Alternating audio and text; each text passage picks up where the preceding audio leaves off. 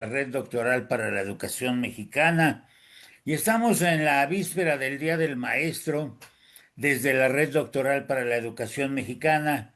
Estamos festejando ya a nuestras compañeras y a nuestros compañeros maestros, profesores, educadores del sistema educativo nacional. Y esta noche es un verdadero placer contar con la presencia del maestro Óscar David Sánchez Pérez, a quien le doy la bienvenida, ¿sí? Y si me permite, quisiera yo abonar algunos datos sencillos sobre su quehacer educativo, porque en formación iniciales él es comunicólogo y maestro en educación. Actualmente está estudiando el doctorado en educación con experiencia en innovación pedagógica y formación docente en el Instituto Politécnico Nacional, además de que ha liderado procesos de rediseño curricular y programas de capacitación de gran alcance. La actividad que más disfruta es la actividad académica directa en el aula, con alumnos, trabajando con sus estudiantes. Y en la actualidad, sus principales áreas de interés incluyen la creación de ambientes educativos armónicos y el manejo de las emociones en el proceso de enseñanza-aprendizaje, convencido de que la educación se transforma desde la experiencia humana compartida. El día de hoy hablará el maestro Oscar David Sánchez de un tema que a todos nos interesa porque la huella emocional o socioemocional del profesor que trabaja en educación superior o en media superior, inclusive aquellos que hemos trabajado en educación básica, está marcada y está marcada más, creo yo, hoy a reserva de que lo vamos a escuchar, por las condiciones que enfrentamos tanto estructuralmente en la problemática económica, en la problemática laboral, porque en educación superior, si ustedes no lo saben, hay precarización laboral, hay maestros que tienen 4 o 6 horas, que no llegan a tener ni siquiera medio tiempo. Pero esos son problemas de la educación superior. Vamos a ver qué nos dice el maestro Óscar Sánchez en esta huella de lo socioemocional en el profesor. Vamos a recibirlo con mucho gusto. Yo me retiro de la pantalla, maestro Óscar. Le agradezco mucho su presencia y lo dejamos con el auditorio porque nos empiezan a ver también ya en Facebook, nos empiezan a ver en Facebook. Adelante, maestro, por favor. Muchas gracias, doctor Quiles. Un placer estar con ustedes. Agradezco de verdad mucho la invitación. Eh, Como bien lo mencionó, soy alumno del doctorado y debo de compartirles que acabamos de terminar el primer cuatrimestre y estos primeros 4 meses del doctorado, la verdad es que ha sido muy motivador, ¿no? Encontrarse con personas también interesadas en mejorar en lo personal, en lo profesional, interesadas por hacer de mejor manera las cosas. Entonces, yo la verdad que muy contento y el hecho de que me hayan invitado pues obviamente me motiva todavía más. Yo voy a hablar, sí, de la huella socioemocional, pero para poder hablar de ello voy a empezar hablando sobre lo que tiene que ver con los ambientes de aprendizaje, ¿no? Entonces, si me permiten, voy a abrir mi presentación, les voy a compartir mi presentación. Permítanme un segundo.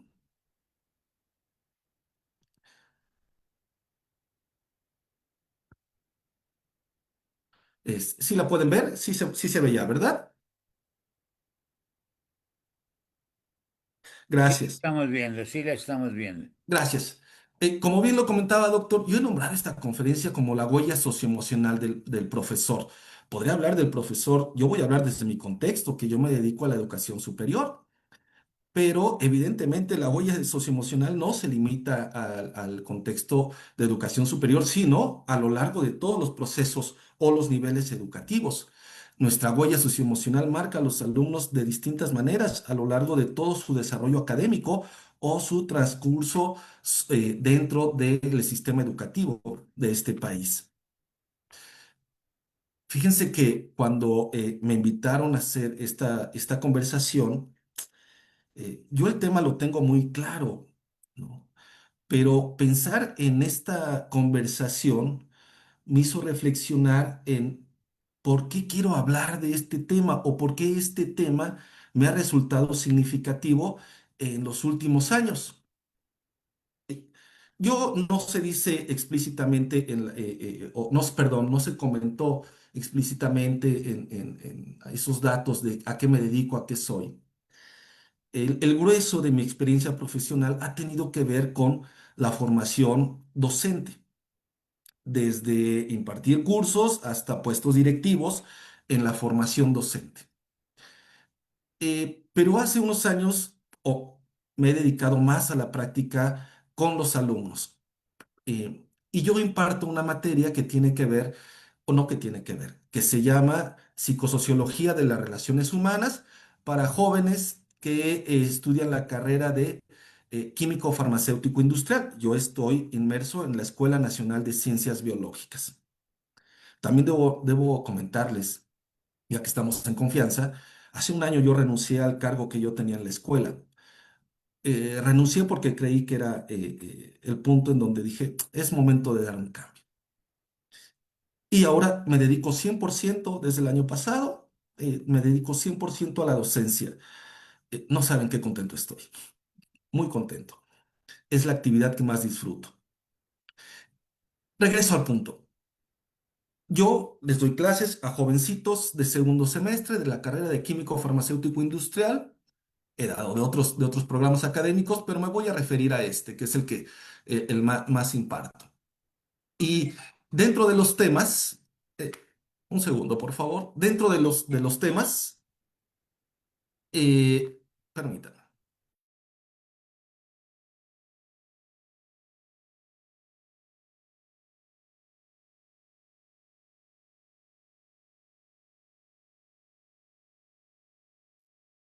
discúlpenme, empezó a sonar una alarma. Eh, esta materia de psicosociología de las relaciones humanas, uno de los temas que abordamos tiene que ver con la norma 035. Y la norma 035 tiene que ver con los factores de riesgo psicosociales, pero también con el entorno organizacional favorable, propiciar entornos organizacionales favorables. De hecho, el objetivo tal cual de la norma es identificar, analizar y prevenir factores de riesgo psicosocial y propiciar entornos organizacionales favorables. Entonces, cuando yo empiezo a hablar de este tema con los alumnos, después de hablar de factores de riesgo, así yo tal cual empiezo en clase y les pregunto, ok, vamos a hablar de la otra parte que tiene que ver con el objetivo de la norma. Y entonces les digo, a ver, así de rápido, jóvenes, ¿cuál es su opinión respecto del clima organizacional de la escuela? ¿Qué opinas del ambiente académico de la escuela? Híjole, la verdad es que, por desgracia, el 90% de las opiniones, a veces incluso el 100%, no solo de un grupo, sino de todos los grupos, eh, los adjetivos, las opiniones respecto del ambiente académico son negativas. Hay adjetivos como es estresante, desagradable, es gris, demasiado competitivo, envidioso, estresante, creo que ya lo dije, eh, adjetivos que no hablan nada bien de nosotros. Incluso en clase nos reímos al respecto, ¿no? De, híjole, se oye mal, ¿no? Y algunos adjetivos duelen. Y mi siguiente pregunta, cuando estamos en clase, les digo, oigan, ¿y si el ambiente está tan mal, por qué vienen? ¿Por qué siguen viniendo a la escuela? porque yo siempre les digo, porque uno no va a un lugar en donde no está cómodo, en donde no está a gusto, en donde no se la pasa bien. Uno no está en una fiesta donde el ambiente sea negativo, ¿no? Incluso los jóvenes dicen, si dan bebidas gratis, me quedo. Ok, vale. Pero uno no se queda en principio en un lugar donde no está bien. Y escuchar este panorama de estos jóvenes me ha hecho reflexionar sobre, híjole, con razón a lo mejor tenemos los resultados académicos que tenemos. Hay otras variantes, por supuesto, pero indudablemente el ambiente académico influye muchísimo en la conducta y comportamiento de los jóvenes. Y a veces uno se explica entonces por qué no quieren acudir a la escuela. Y que quizás tiene que ver con el reto académico, efectivamente, pero también tiene que ver con que no la estoy pasando bien. Cuando me refiero a no me la estoy pasando bien, no quiero que por favor se vaya a entender que uno acude a la escuela porque es un divertimento, porque es una fiesta. No, no, no. Hay un rigor académico dentro de la escuela y uno va a aprender, en este caso, ciertos contenidos académicos y a obtener ciertas habilidades. Pero sin lugar a dudas, el ambiente en que se desenvuelven ellos, que les resulta, o por lo menos de manera subjetiva, lo perciben como negativo o adverso, pues evidentemente no les ayuda a estar presentes, por lo menos en las aulas. Entonces, de ahí surge mi interés por reconocer estos ambientes de aprendizaje en la escuela y cómo influyen en los desempeños académicos de los jóvenes, qué impacto tienen en ellos, ¿no? Y fíjense, para entrar en materia, es decir, surge de un interés personal al abordar mi tema de estudio con los estudiantes, y fíjense, tengo esta definición de ambiente de aprendizaje que tomé de Duarte. Fíjense, es el escenario, el ambiente de aprendizaje es el escenario de construcción de conocimiento que no solo tiene que ver con el espacio físico, es decir, el aula, sino que tiene que ver con las condiciones, las relaciones, las interacciones. Y es aquí donde yo me voy a centrar más en la segunda parte de mi presentación, aquello que tiene que ver con las condiciones, las relaciones, las interacciones, con el proceso de aprendizaje como un acto social. Me encanta esta definición porque dice que el ambiente de aprendizaje es un escenario. Seguro a ustedes les ha sucedido. Yo siempre he pensado que cuando uno entra a dar clases es como si uno entrara al escenario, ¿no? Y a veces si uno está cansado, si uno está enfermo, la doctora Covadonga, que está en el diplomado, no está hoy, pero les apuesto que si le tiene que entrar a clase y dar un tema, les apuesto que la enfermedad desaparece en ese momento. Uno entra a escena, se pone la máscara del profesor y da todo el curso, el tema, y con la mejor actitud. Y a veces uno sale de clase y parece que te bajan el switch, ¿no? Ya sale uno de escena y otra vez regresan esos malestares, esas molestias físicas o aquellas preocupaciones que teníamos dentro de la escuela o personales. Entonces, me encanta el ambiente de aprendizaje, es un escenario, no se limita a lo físico, tiene que ver también con las condiciones del espacio y las relaciones y las interacciones que tenemos dentro de ese espacio. Complementando esta definición, también podemos hablar del ambiente como el entorno. Ajá. Y que incluye, complementando lo anterior, incluye lo material. Pero sobre todo tiene que ver con los aspectos simbólicos, aquellos símbolos, aquellas ideas que construimos en conjunto, aquellas formas de relacionarnos, de comportarnos entre los personajes que interactuamos en el proceso de enseñanza-aprendizaje.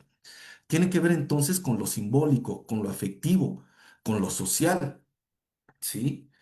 Efectivamente, no tiene solamente que ver con lo material y no solo con lo material, sino también con,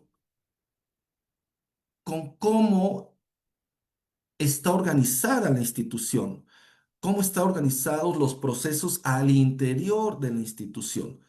No, no solamente lo material es lo que percibimos de manera más clara, ¿no? Nos faltan recursos, nos faltan proyectores, las aulas no tienen los mesabancos adecuados, Si queremos proyectar un video no tenemos bocinas, no hay internet, tenemos carencias o no tenemos el mejor internet o no tenemos las mejores condiciones, ¿no? Tampoco voy a señalar, hablo desde mi contexto, evidentemente tenemos carencias, pero tampoco voy a decir que estamos trabajando en las peores condiciones. Siempre hay aspectos que mejorar, por supuesto, ¿no? Entonces tiene que ver con lo material, el ambiente de trabajo, pero también con aquellas relaciones que establecemos desde lo social, desde la parte afectiva, diría yo, desde la parte, de una vez para ir avanzando, desde la parte socioemocional. Entonces, el ambiente de aprendizaje yo lo dividiría en estos dos elementos. Por un lado, lo que tiene que ver con los factores organizacionales y las condiciones físicas, lo que tiene que ver con lo material, y por otro lado, con las interacciones y las relaciones, retomando estas dos definiciones que acabo de mencionar.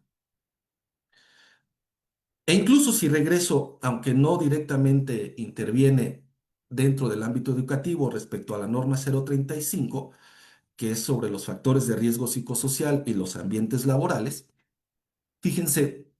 Resulta que dentro de los ambientes laborales, y el ambiente de aprendizaje está inmerso en un ambiente laboral, puesto que trabajamos en escuelas, en instituciones, los factores organizacionales, es decir, las formas en que hacemos las cosas, las formas en que hemos decidido organizarnos al interior, desde lo administrativo también, y no solo lo académico, tiene un impacto en nosotros. Y tiene un impacto en nuestro propio trabajo dentro del aula, pero también tiene un impacto en lo emocional, puesto que si nos enfrentamos, por ejemplo, a factores organizacionales que tienen que ver, por decirlo, con el proceso de inscripción, en mi escuela tenemos problemas de inscripción fuertes, ¿no? Un proceso de inscripción que es un factor organizacional que cuando empieza a ser negativo, entonces impacta directamente en nuestros estados de ánimo, porque entonces resulta que ya van corriendo 3 semanas del semestre y todavía no acaban de incorporarse los jóvenes. Eso por un lado, pero por otro lado, tenemos jóvenes que están esperando poder obtener grupo. Y entonces ellos están con la angustia, están viendo en dónde les aceptan sobrecupo, a dónde se pueden integrar, y ya cuando se integraron, ya van 2, 3, hasta 4 semanas después de avanzado el curso. Entonces, por ejemplo, estos factores organizacionales, estas maneras de hacer, de organizarse dentro de la escuela, influyen en nosotros, ¿sí? Ya el doctor Quiles hace un momento señaló que en el nivel superior también tenemos problemáticas fuertes. Debo de comentarles que yo hoy no di clases, ni ayer tampoco. Mi escuela está con un paro estudiantil y hicieron un paro de 36 horas. Paro que le llaman ellos activo, es decir, las cuestiones administrativas continúan, pero lo académico no. Y mucho tiene que ver, sí, con las condiciones económicas que tenemos en la escuela, pero también tiene que ver con los factores organizacionales. Cómo hacemos las cosas al interior de la escuela, como este ejemplo que les acabo yo de describir, ¿no? No hay cupos, inscripciones fuera de tiempo. eh, y por otro lado, por ejemplo, procesos de contratación. Tenemos docentes que estamos más allá de la mitad del semestre, 3/4 del semestre, y el profesor no ha firmado contrato. Y nos ha sucedido que al profesor, ya casi para finalizar el semestre, se le dice, tu interinato, tu contrato no está autorizado. Estas formas de organizar estos procesos administrativos impactan directamente en las actitudes y comportamientos del profesor. Pues si el profesor, ¿cómo va a tener un estado de ánimo saludable y llegará contento a clase si tiene la incertidumbre de que se le va a pagar? Eh, o en el peor de los casos, que incluso ni siquiera se le ha pagado, ¿no? Y entonces va a iniciar el siguiente semestre y todavía siguen esas incertidumbres estructurales respecto a, ¿tendré pago o no? ¿Me van a contratar o no? Nosotros en el instituto tenemos carencias, cada vez es más complejo poder obtener una plaza de tiempo completo. Yo soy un profesor afortunado, pero cada vez es más complejo, ¿no? Poder obtener una plaza. Y sí, como lo dijo el doctor Quiles, tenemos profesores que a nosotros los de 40 horas se les llama profesor de carrera. En el instituto se les empieza a llamar a estos otros profesores que no tienen tiempo completo, profesores de carreras porque pues tienen una contratación de 4, 6 horas. Evidentemente, con 4 o 6 horas no se puede sobrevivir en las actuales condiciones socioeconómicas del país. Entonces, la docencia no resulta la actividad primordial, sino un complemento, ¿no? O incluso simplemente cumplir con su vocación de profesor y quererle regresar algo al instituto. Entonces, por un lado tenemos estos factores organizacionales y hay condiciones físicas y aspectos materiales que impactan, ya los comenté hace un momento.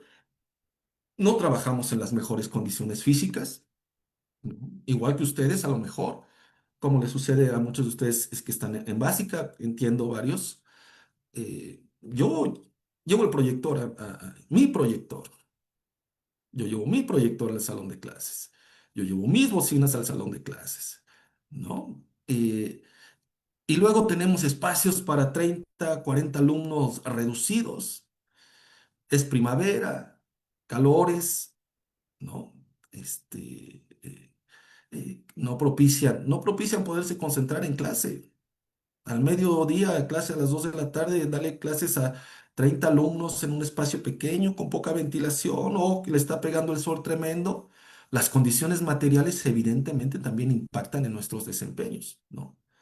Yo no puedo hablar de aspectos socioemocionales sin tener en cuenta que hay otros aspectos que no tienen que ver conmigo directamente o solo desde mis emociones.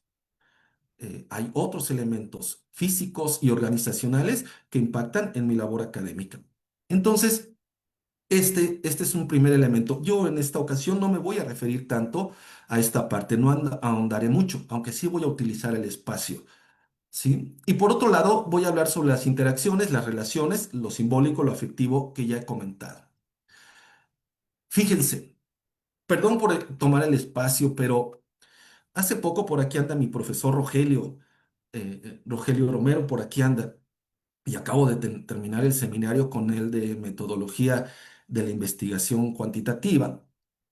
Y en algunos textos, el profesor Rogelio siempre nos comparte textos para propiciar la reflexión.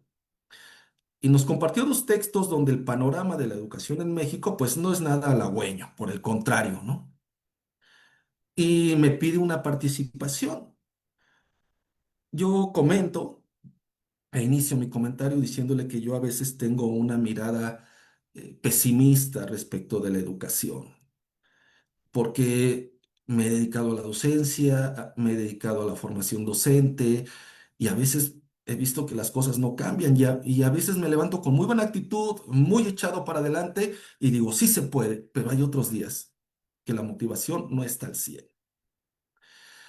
Y en esta charla mi participación, perdón, con el doctor Rogelio, él cerraba comentando que pues hay que buscar las formas, hay que seguir diciendo, ¿no? Hay que buscar las maneras de hacer que las cosas mejoren. Y yo respondí que sí, que yo era un convencido de que no porque las cosas vayan mal, uno tiene que aceptarlas. Uno tiene que seguir señalando aquello que está mal con afán de mejorar. Porque si uno se calla ahí hay una indefensión aprendida, diría yo. Aceptamos estas condiciones como nuestra realidad sin que se puedan mejorar. Es esa parte pesimista que hay en mí. Pero por otro lado digo, no, las cosas se tienen que cambiar y se tienen que seguir diciendo siempre. No, siempre hay que alzar la voz y señalar aquello que está mal. En ese sentido, perdonen, pero permítanme tomar el espacio para también compartirles mis circunstancias y levantar la voz y señalar que hay cosas que cambiar en el instituto y nos hacen falta recursos. Fíjense, en estos días, mientras hacía la presentación, buscando información, me encontré con un video, y de hecho me llegó por un TikTok o Instagram, creo que fue Instagram, y dije, esto me sirve, llega una información del Consejo General Consultivo del Instituto Politécnico Nacional, en donde se pone a revisión una carta de solicitud de ampliación presupuestal que hace el IPN al gobierno federal. Como comenté, en mi escuela ahorita tenemos un paro activo y estamos en riesgo de que haya un paro completo desde hace unos días. Las cosas no van bien. Y en esta ocasión el instituto, desde las autoridades del más alto nivel, han hecho también o se han sumado a la demanda de mejorar las condiciones del instituto y entonces se ha hecho esta carta. Fíjense, nosotros tenemos una crisis financiera. Este documento que estoy haciendo referencia acaba de ser el 30 de abril, ¿eh? 30 de abril, o sea que apenas. Tenemos una pérdida de poder adquisitivo. Fíjense, desde el presupuesto ha estado sistemáticamente por debajo de la inflación, lo que equivale a una disminución real de más del 45% de nuestros recursos desde el 2017. Más del 45% de los recursos los hemos perdido desde hace casi 9 años. Hay un crecimiento institucional sin financiamiento. Tenemos 9 unidades académicas nuevas desde el 2017. 9, lo que no es poca cosa, ¿eh? Y por lo que la verdad yo me siento muy orgulloso. Pero operativamente, si estamos diciendo que hemos perdido el 45% de los recursos, operativamente contamos con menos recursos para poder atender estas nuevas necesidades. También tenemos un déficit de servicios personales. Existe un faltante de 2.600 millones de pesos para la creación de plazas y prestaciones, lo que ya afecta los servicios como agua, luz, internet. Hace, si no me equivoco, aproximadamente un mes, tuvimos una crisis de internet. Se fue el internet en todo el instituto. No teníamos internet. También tenemos un desequilibrio académico y operativo. En los últimos 7 años, nuestra matrícula ha crecido casi el 18% en el instituto y la planta docente ha disminuido. En el año 2025 bajó un 2%. ¿Sí? Entonces, hay ahí una crisis. No, no está checando el incremento de la matrícula con el número de profesores. Y no se especifica en el documento, pero habría que ver los tipos de contratación, si son de tiempo completo, tres cuartos, medio tiempo o profesores como los que comenté, de asignatura, con pocas horas. Evidentemente hay una infraestructura en riesgo. La falta de fondos se ha convertido en mantenimiento preventivo en correctivo. Hay escuelas que están cerradas porque se cayó el techo de la parte o de la sección deportiva. Esto compromete evidentemente la seguridad de los espacios y la actualización de distintos espacios, entre ellos los laboratorios. Tenemos una cartera de inversión y necesidades específicas también, ya con mucho retraso. En equipamiento, por ejemplo, hay 20 proyectos registrados en Hacienda con un déficit de más de 1.066 millones de pesos. En cuanto a infraestructura física, requerimos, es lo que se proyecta en este documento, aproximadamente 3.000 millones, 2.940 millones de pesos, ¿no? Para poder trabajar en la infraestructura. La propuesta como tal o la solicitud formal, fíjense, el instituto está solicitando al gobierno federal un monto de 8.500 millones de pesos para el ejercicio actual y subsecuentes.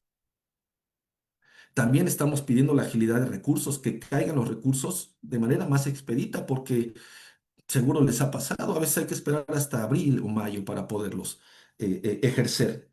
Entonces se requiere también agilidad de recursos y la idea es garantizar la excelencia académica, la investigación y cumplir con la meta de ampliar la matrícula en 30.000 nuevos espacios. Estas son las condiciones.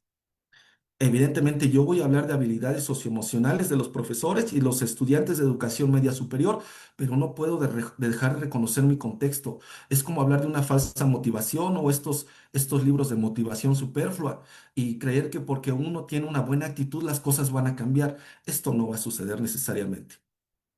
El papel de docente se tiene que plantar frente a estas condiciones, no solo en el aula, sino hay que también señalarlas. Eh, Era importante utilizar el espacio y me parece que viene muy ad hoc porque estoy hablando que el ambiente de aprendizaje tiene que ver con lo material. ¿Ok? Ahora bien, regresando al punto, entonces acabo de decir que tiene que ver con lo físico, lo material, con lo organizacional, cómo hacemos las cosas. Y ahora me voy a referir a la otra parte, lo que tiene que ver con lo afectivo, con lo social. Estas interacciones y relaciones entre aquellos que estamos inmersos dentro del proceso de aprendizaje, dentro de las instituciones educativas. Y me interesa, perdón que me regrese, me interesa centrarlo desde lo social, porque me interesa señalar que el aprendizaje es un tejido de interacciones humanas. Entonces, el aprendizaje es completamente social. Aprendemos de los otros, con los otros. Permítanme algunas citas. Vygotsky, que seguro lo tienen presente, aprendizaje social, aprendizaje, zona de desarrollo próximo. Y en esta cita, Vygotsky nos dice que el aprendizaje humano presupone una naturaleza social. ¿Sí? Específica y un proceso mediante el cual los niños acceden a la vida intelectual de aquellos que los rodean. Cabe señalar que aquí Vygotsky se refiere evidentemente a lo intelectual, pero el aprendizaje es social y no solo se refiere al ámbito académico o al ámbito escolar. Nosotros aprendemos desde que llegamos a este mundo, empezamos a aprender y empezamos a aprender de los otros. Luego, Freire, que también seguramente lo tienen presente, y también con esta cita, nadie educa a nadie. Nosotros, los hombres, los humanos, nos educamos entre sí, en el mundo, con los otros. Es decir, el aprendizaje tiene que ver en ese compartir estos conocimientos con los otros. Nos hacemos en conjunto, nos vamos dando o moldeando forma en el ámbito social al que pertenecemos, en conjunto. Girando un poquito, ahora traigo como referente a alguien que me gusta mucho, que es Sabater, que no se dedica directamente a la educación, es filósofo, si lo tienen presente. Me encanta esta cita: el ser humano es un ser social que se hace humano a través del contagio de otros seres humanos. ¿Sí? No somos la suma de genes, somos los resultados de aprendizajes. Y esos aprendizajes nos dan forma, nuevamente, si me permiten, nos hacen humanos, ¿no? Diría Sartre que la existencia precede a la esencia. Yo diría que lo humano precede a la docencia también, ¿sí? Aprendemos de los otros, aprendemos de muchas personas que incluso ni siquiera se dedican a la docencia, pero que nos hacen humanos.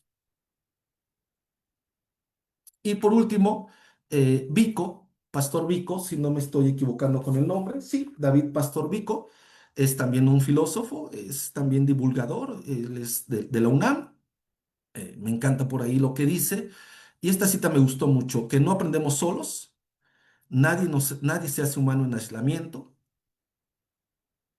y fíjense qué importante es el aprendizaje, es ante todo un acto de confianza en el otro.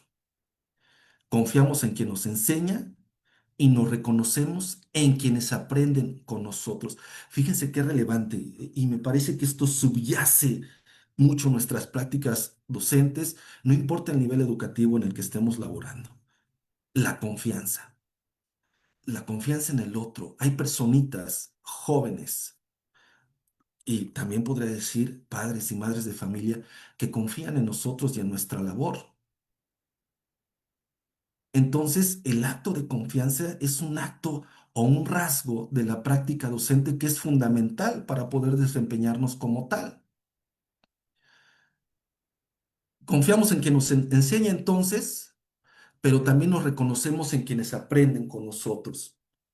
Hace, hace unas láminas atrás, yo les comentaba que les pregunto a mis alumnos cuál es su opinión respecto del ambiente y todo es negativo. Nos reímos, nos burlamos de nuestras circunstancias, no queda de otra. Y yo les pregunto eso, ¿por qué vienen? Y su respuesta es, en términos coloquiales, lo que ahora dicen los chicos, los reales, los amigos, ¿sí? Nos reconocemos en quien aprenden con nosotros.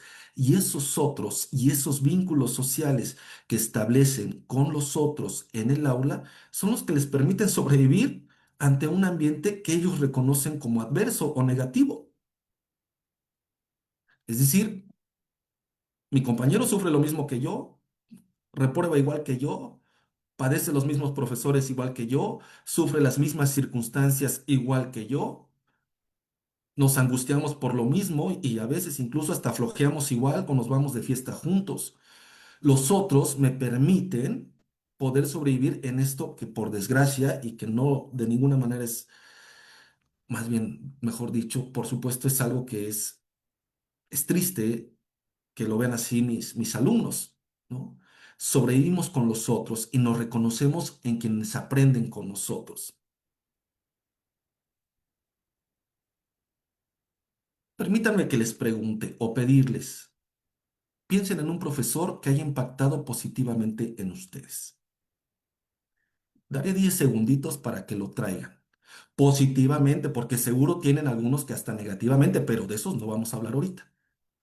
Pensemos, piensen en un profesor que haya impactado positivamente en ustedes.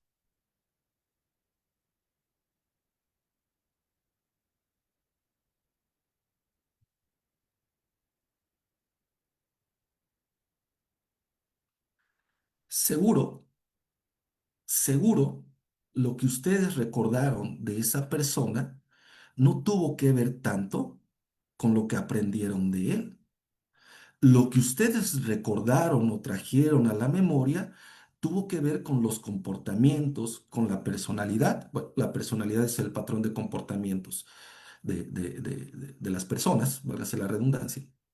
Entonces, cuando yo les acabo de pedir, piensen en ese maestro que impactó positivamente en ustedes, lo que trajeron a la mente tuvo que ver con cómo era ese profesor. Indudablemente, sí, seguro tienen algunos recuerdos eh, de información que les compartió. Ah, y esto me lo enseñó este profesor, ¿no? Y aprendí a hacer esto porque esto me lo enseñó este profesor, que tiene que ver directamente con los contenidos que compartimos, con lo académico, efectivamente. Pero ese profesor que ustedes recuerdan, no lo recuerdan fundamentalmente por los aprendizajes en términos académicos que les transmitió, lo recuerdan por cómo era. Era agradable, era estricto, motivador, era divertido, era muy inteligente, su forma de explicar te atrapaba. ¿Recuerdan otras cualidades de él más allá de lo académico? Y con esto permítanme delatar que la práctica docente tiene que ver más con el ser humano que el docente. Seguro también tenemos referentes a profesores que no han tomado un curso de formación docente y pocos saben de didáctica. Pocos saben de estrategias de aprendizaje o técnicas de aprendizaje, estrategias de evaluación y cómo generamos estos ambientes. Y quizás pocos saben. No voy a hablar de edades, pero seguro quizás los que están más o menos en mi edad, a lo mejor se encontraron con profesores que no necesariamente se formaron como tales. Y sin embargo eran buenos profesores. Y ese ser buenos profesores, en el fondo, seguro cometían pifias, a la hora de enseñar. Pero esos buenos profesores los recordamos como tal, no por su calidad de profesores, sino por su calidad de seres humanos. La profesión docente tiene que ver mucho con la vocación y nuestra calidad de ser humano y nuestra salud como personas. No podemos dar lo que no tenemos. Entonces, nosotros resulta que nos convertimos en modelos de referencia para estos jóvenes, para estos niños, que nos van a tener presentes durante toda la vida, ¿eh? Para bien o para mal. A lo largo de toda la vida nos van a tener presentes. ¿Y cómo nos van a recordar? Eso depende de nosotros. Pero nosotros somos un modelo de referencia. Y yo hace un momento traté de contextualizar o sí, situar el aprendizaje como un acto completamente social. Y dentro de este aprendizaje social, el papel de docente es revelador, o es más que revelador, es súper significativo, porque nos convertimos en estos modelos de referencia. Y eso que ustedes pensaron de su profesor que les acabo de comentar, tiene que ver con aspectos críticos de la persona. Si tenía, si era disponible, si estaba disponible, es decir, si podíamos contar con él, si nos motivaba, si me retroalimentaba, si se preocupaba de mi aprendizaje, si se procuraba porque yo comprendiera. ¿Ustedes se acuerdan de esos aspectos críticos de él en lo personal? Además, como ya dije, de aspectos académicos. Ahora bien, en este modelo de aprendizaje social ponemos atención a esas características críticas, porque luego, cuando no está ese profesor de referencia, lo que recordamos es ese comportamiento del profesor.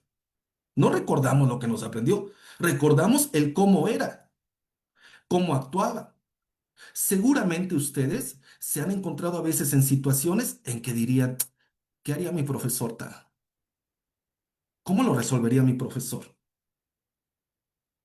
Porque luego, cuando no estamos presentes o cuando este modelo de referencia, el profesor, aquel que capta nuestra atención y del cual retenemos aspectos críticos, queremos actuar como él, queremos repetir como es, cómo lo hacía mi profesor, cómo lo resolvía mi profesor, qué hubiera hecho mi profesor. Y si estábamos dentro del proceso educativo y resulta que lo resolvíamos como él y le encantó y de repente te dice, me encantó cómo lo hiciste, ni yo lo hubiera hecho mejor. Hay un reforzamiento positivo. Yo quiero ser así. Yo voy a ser así. Muchos de nosotros nos dedicamos a la docencia o cualquier otra actividad profesional por estos profesores que han sido modelo de referencia. Yo tengo alumnos en educación superior que cuando abordamos estos temas, por qué estás metido en esto? Es que yo tenía una maestra en educación, en bachillerato, que me encantaba y me hizo que me gustara mucho esto de la química y ahora por eso quiero ser esto. Yo tenía una maestra en primaria y entonces desde primaria ella me apoyaba mucho y entonces confiaba mucho en mí y entonces quiero ser así. Somos un modelo de referencia, ¿sí? Como lo es cualquier otra persona, lo puedes hacer cualquier otra persona. Nosotros, entes sociales, aprendemos desde pequeñitos y nuestros primeros modelos de referencia de atención, pues efectivamente son los padres. Y luego ese círculo se va ampliando. El hermano mayor, el primo, el tío, el abuelo. Y luego se va ampliando los amigos de la calle hasta que llegan al ámbito educativo y ahí entramos nosotros, impactamos. Y somos de los más fuertes modelos de referencia que ese pequeñito va a tener en toda su vida. Somos un modelo de referencia. De ahí lo importante de hablar sobre nuestras cualidades socioemocionales. ¿Ok? Ellos nos están observando no tanto porque estamos enseñando, sino por cómo somos como personas. Nosotros, a partir de esto que he comentado, me gustaría decir que nosotros los profesores enseñamos a ser. Ahora, como en décadas anteriores, estamos preocupados por los avances tecnológicos. En el siglo pasado estábamos preocupados por la radio y nos iba a quitar el puesto a los docentes. Luego nos preocupamos por la televisión y nos iba a quitar el puesto a los docentes. Luego por el internet nos iba a quitar el puesto a los docentes. Y ahora estamos preocupados por la inteligencia artificial que creemos que nos va a quitar el puesto. No nos lo va a quitar. Porque como quiero transmitir en esta presentación y en particular en esta lámina, nosotros enseñamos a ser en este modelo de referencia que es señalado. Y mientras la inteligencia artificial no tenga mis cuestionamientos existenciales ni mis crisis emocionales, no me va a sustituir. Y mientras la inteligencia no pueda darle un apapacho en términos de un apapacho verbal, de retroalimentación, de guía, de orientación al alumno, la inteligencia artificial de ninguna manera es un riesgo para nosotros. Es un riesgo en términos de si no actualizamos nuestras habilidades, en este caso tecnológicas. Pensar que podemos dejar de lado las tecnologías y en particular ahora la inteligencia artificial, pues sería navegar contra corriente. O sea, ya está, ya está. ¿Cómo lo utilizamos es nuestro papel? ¿Cómo le sacamos el mejor provecho? Es nuestro papel. Pero pensar en que no va a estar, perdonen la expresión, ya se metió como la humedad. Y, y en las actuales condiciones de las aulas, está completamente adentro. ¿Ok? Nuestro papel es súper importante. Las tecnologías han democratizado el aprendizaje. Ahora tenemos, o los jóvenes tienen acceso a cantidad de información enorme, más de lo que le van a poder, se les va a poder dar en toda la carrera. Han democratizado el aprendizaje. Cualquiera puede tener acceso. Antes, forzosamente, estábamos obligados a acudir a las universidades para aprender algo de especialización. Las tecnologías han democratizado eso. Pero sin embargo, el papel del docente cobra súper relevancia como orientador, como el pensamiento crítico que es súper importante, ¿sí?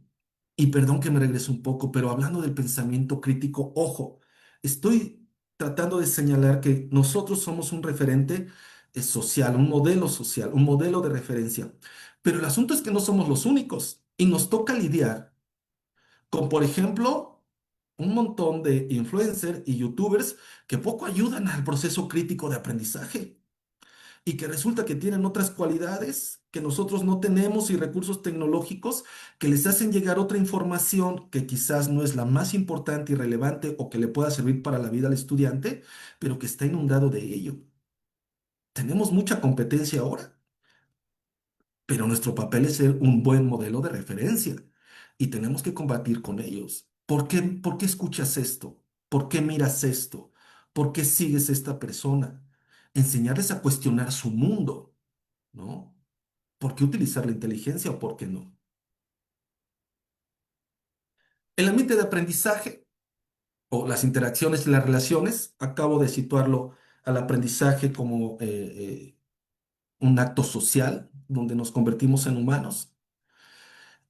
Y en cuanto a las interacciones y las relaciones, el entorno educativo no es solo un espacio de transmisión de datos, sino un sistema vivo de interacciones y relaciones emocionales. No somos robots. No solo llegamos a la escuela, o no deberíamos solo llegar a la escuela a darle clases al pizarrón, a vaciar los contenidos a los alumnos, sin preocuparnos por sus emociones, sus estados de ánimo, cómo te sientes hoy, qué es lo que te preocupa, ¿sí? La motivación, claro que lo vas a aprender. En mi caso, fíjense yo, al darles clases a jóvenes de segundo semestre, están iniciando la carrera, entonces vienen todas las incertidumbres del mundo, porque vienen del sistema de medio superior y llegan a la universidad y resulta que no es como ellos se lo imaginaban. Y de repente nivel superior y un nivel superior o un ambiente superior, como he señalado, rígido, áspero, los empieza a maltratar, les empiezan las dudas del mundo. ¿Soy capaz? ¿Tengo lo suficiente o no tengo lo suficiente? ¿Puedo o no puedo? Entonces ahí nuestro papel cobra relevancia en estas interacciones que establecemos y que también llegan a ser relaciones.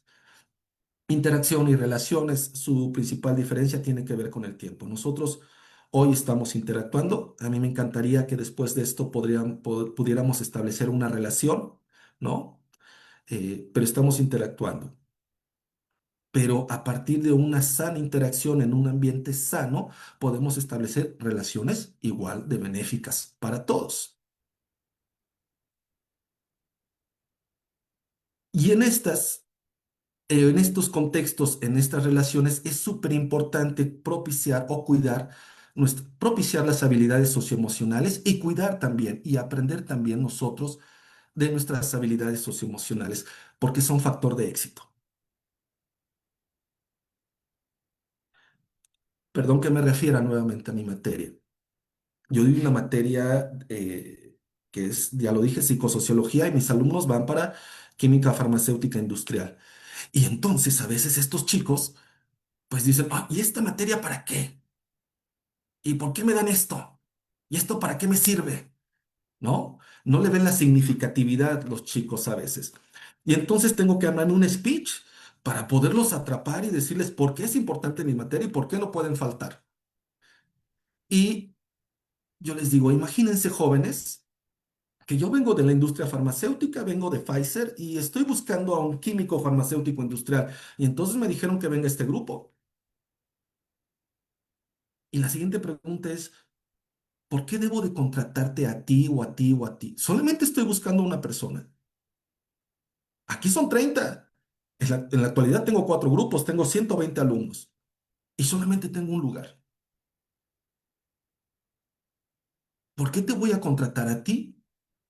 Y de ellos surgen respuestas también que no tienen que ver con lo académico. Y entonces propiciamos la reflexión y les digo, ¿se fijan cómo el factor de éxito no está en lo académico? A ustedes no se les va a contratar, no en principio, porque sepan química. Se da por hecho que saben química cuando van a buscar un trabajo donde se solicita un químico. Entonces, tu primera entrevista de trabajo no va a tener que ver directamente con la química. Incluso te va a entrevistar alguien de psicología laboral que no entiende nada de química, pero le dieron un perfil y lo que él va a evaluar son tus habilidades socioemocionales. Y si tienes esas habilidades socioemocionales, entonces vas a pasar a la segunda entrevista. Pero si resulta que yo estoy buscando a una persona que tenga liderazgo y tú llegas con todas las dudas del mundo, con los hombros caídos y mirando al piso, no me sirves. Porque te van a mandar a planta y los obreros te van a destruir emocional y físicamente. Entonces, el factor de éxito tiene que ver con las habilidades socioemocionales. Eh, Subrayo, no quiero decir de ninguna manera que no sean importantes los conocimientos, pero sí me gustaría situar a las habilidades socioemocionales al mismo nivel que los conocimientos. En mi contexto, en nivel superior, en la institución donde yo trabajo, ha puesto mucho énfasis en las habilidades tecnológicas. Por eso, y lo digo con mucho orgullo, el instituto es el Instituto Politécnico Nacional, a pesar de los pesares y con nuestras carencias y nuestras deficiencias. Los jóvenes salen bien preparados del Instituto Politécnico Nacional. Pero también es cierto que en buena medida no se ha hecho énfasis en el trabajo de las habilidades socioemocionales. Y quizás se ha hecho como una política institucional de que hay que integrarlo.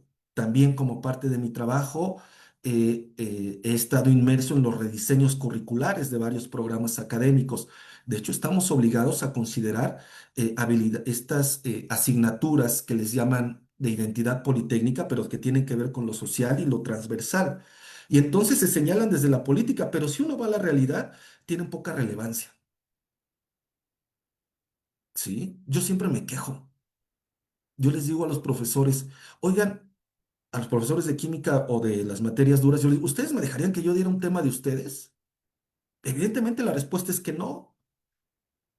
Y le digo, entonces, ¿por qué sí permiten que un profesor que nada tiene que ver con lo social, con la literatura, con la psicología, dé una clase?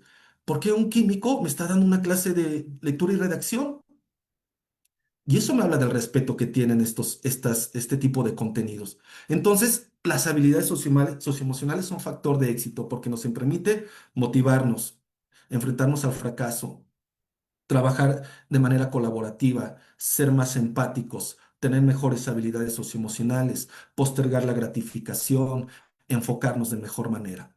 Son súper relevantes. Ustedes, todos nosotros, somos contratados por estas otras habilidades más allá que nuestros conocimientos. Cuando yo le digo a los alumnos qué es lo que han aprendido, ¿qué han aprendido, chicos? cuando vemos el tema de aprendizaje. Si utilizamos como una definición así muy llana, el aprendizaje es cualquier cambio en el comportamiento que es relativamente estable, resultado de una experiencia. Y entonces llegamos a este tema y yo les digo a los chicos, ¿qué es lo que han aprendido? Luego me regresan la pregunta, ¿en qué sentido? El truco de la pregunta es no responder en qué sentido. ¿Qué es lo que has aprendido? Tú dime, ¿qué has aprendido? Regularmente nunca se refieren a conocimientos. He aprendido, profe, que si no me esfuerzo, aquí no la voy a hacer. He aprendido que si no me organizo, esto no lo voy a hacer. Profe, he aprendido que ya no tengo que llorar. Sí, ya no tienes que llorar. Profe, he aprendido a que debo de aprender a que debo trabajar en equipo. Profe, he aprendido a que tengo que hacer lo que tengo que hacer cuando hay que hacerlo. Entonces, los chicos me regresan esta pregunta abierta que les digo es el truco, no especificar en qué términos, porque lo que me interesa saber es lo que más significativo ha sido para ellos. Y resulta que lo más significativo tiene que ver con sus habilidades socioemocionales para sobrevivir la escuela. Más incluso, también por supuesto que han aprendido de matemáticas y de química, sin duda. Pero lo más relevante ha sido lo referido a su autorregulación socioemocional para sobrevivir en este ámbito. Si no cambias tu comportamiento, no vas a desempeñarte adecuadamente en esta escuela. Por eso es súper relevante. Los alumnos sufren el proceso de aprendizaje. En mi contexto, los alumnos sufren el proceso de aprendizaje. Y lo sufren porque pocos trabajan en sus habilidades socioemocionales o poco se les ha enseñado a trabajar en sus habilidades socioemocionales. Y entonces lo sufren porque, para empezar, los chicos se generan expectativas para las cuales a veces no están trabajando. Si yo hago un ejercicio de preguntarle a los jóvenes, ¿cuál es tu nivel de desempeño académico? Regularmente las respuestas recaen en la media. Mi desempeño es regular, profe. ¿Sí? Todos ellos saben que pueden dar más, si cabe la expresión. Mi desempeño regular mi desempeño es regular. ¿Cuál es? Bajo, medio o alto, ¿no? Incluso luego lo llegan a tasar en términos de porcentaje. 65%, profe. Yo no sé en qué se basan para tasar su desempeño académico en esos porcentajes, pero regularmente caen todos en que el desempeño académico es regular. Y yo les digo, chicos, ¿y entonces por qué sufren la escuela cuando repruebas? Porque la mitad de 10 es 5. Y si tu desempeño académico es regular, usted se merece un 5. Y entonces quizás te estás generando expectativas para las que no trabajaste. Y es ahí en las expectativas donde ellos sufren mucho el proceso, porque por desgracia buscan una calificación. No están centrados en el aprendizaje. Ellos levantan la mano para preguntar, ¿eso que va a venir, eso que está diciendo, va a venir en el examen? Y cuando nos preguntan si eso va a venir en el examen, lo que nos están diciendo, díganme si me lo tengo que aprender para pasar el examen, porque si no me lo tengo que aprender, no me interesa. Yo personalmente no hago exámenes en mi materia, ¿eh? Pero regreso al punto y entonces nos generamos expectativas para las cuales a veces no trabajamos o que necesariamente no es que no trabajen porque hay unos que verdaderamente se esfuerzan y los resultados no se les da. Pero entonces nadie les ha dicho que revisas tu proceso de aprendizaje, revisa cómo estás aprendiendo, revisa cómo estás estudiando, porque a lo mejor lo que estás haciendo es a repetir. Y si repites y cuando en el examen te cambian una variante, pues como lo repetiste pero no comprendiste, pues entonces los resultados no llegan. Y entonces ahí sufren mucho el proceso. Yo también digo que los estudiantes que viven en paz a veces son los que saben que van a reprobar o los que ya reprobaron. Vida, nada me debes, nada te debo. Ya en el extra veo qué onda. Pero mientras ya ya estoy en paz, ¿no? Pero los que sufren el proceso de aprendizaje son los jóvenes que su calificación, su pase está en un volado, en el último trabajo, en la última evaluación. Y nadie les dijo que te tienes que enfocar. Hay que decirles a los alumnos que para los exámenes no se estudia. ¿Cómo que no se estudia? Para los exámenes no se estudia, queridos. Se repasa algún tema, pero no se estudia. No queramos aprender una noche antes del examen. Yo tengo una hija, Valentina, tiene 13 años actualmente, y Valentina estudiaba piano. Ya lo dejó el piano, pero estudiaba piano, y Valentina tenía 2 evaluaciones al semestre sobre piano. La primera evaluación era una evaluación en la academia para un pequeñito concierto para unas 30 personas, 40 personas. Y luego venía una evaluación en donde se hacía ya un concierto y era un auditorio para 500 personas. Valentina evidentemente no se pone a estudiar piano una noche antes. De hecho, Valentina no estudia el piano una noche antes. Lo que tiene que prepararse Valentina es en el manejo emocional, en manejar el nervio, la tensión, las expectativas del público, en manejar en sus habilidades socioemocionales, no en ver si toca piano, lo que ya aprendió, lo aprendió. Pero si trasladamos esto al ámbito educativo, no les hemos enseñado a nuestros estudiantes que se tiene que aprender a lo largo del proceso educativo. No se aprende para pasar un examen. Pareciera que no, y esto tiene que ver con lo académico, pero por eso sufren el proceso de aprendizaje los jóvenes, porque nadie les dijo, aprende a enfocarte, prioriza, aplaza la gratificación, no se trata solo de motivación, sé crítico, ¿sí? Sé amable, aprende a trabajar en equipo, convence al profesor, plántate bien frente a la presentación, tiene que ver con sus cualidades socioemocionales dentro del proceso de aprendizaje. Y creo, por eso incluso es objeto de estudio lo que voy a trabajar. Voy a ir delimitando con la ayuda del doctor Rogelio, pero es el tema que me interesa trabajar, ¿no? Porque a veces lo que ellos señalan como un mal ambiente de aprendizaje tiene que ver con sus habilidades socioemocionales. Ahora bien, el docente como educador emocional, el docente, como ya lo dije, es un referente emocional. Hay un contagio emocional, ¿sí? La buena ondita se contagia, la buena vibra se contagia, la buena actitud se contagia. Me decía una profesora cuando di un curso sobre planeación didáctica y siempre tenemos la queja de los alumnos, bueno, en mi ámbito, es que los alumnos vienen desmotivados, ya no les interesa, lo quieren todo fácil. Y estas jóvenes profesoras me cuestionaban y me decían, bueno, ¿y cómo le hago para motivarlos? Y yo le digo, pues primero usted, ¿no? Porque si usted no está motivada y su clase es de flojera, sus alumnos van a decir que flojera. Y no voy a querer entrar a esa clase porque qué flojera. Pero somos referente emocional. Y si tú llegas con la actitud de, miren qué les traje, qué les quiero compartir, ojo con esto, vean qué interesante, miren, miren esto, les va a gustar. Y si uno trae esa actitud al aula, evidentemente se contagia. Y también seguro de regreso también les ha sucedido. Tienen alumnos o tienen grupos que también les han levantado el ánimo. Somos seres humanos y tenemos malos ratos y malos momentos. Pero llegamos al aula y tenemos esos problemas económicos, laborales, venimos hartos del tráfico, estamos enojados con la hija, lo que suceda. Y tenemos un grupo tan buena onda, tan divertido, tan aplicado, tan interesado, que nos levanta el ánimo. El contagio emocional se da en las aulas. Nosotros tenemos que propiciar que el contagio sea positivo.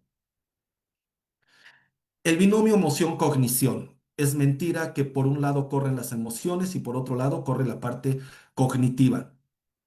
No, no corre así. La parte cognitiva es súper importante, ¿no?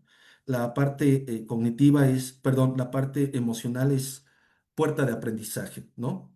una emoción positiva, la alegría, la seguridad, les abre las puertas a los chicos. En cambio, emociones negativas como el miedo, demasiado estrés,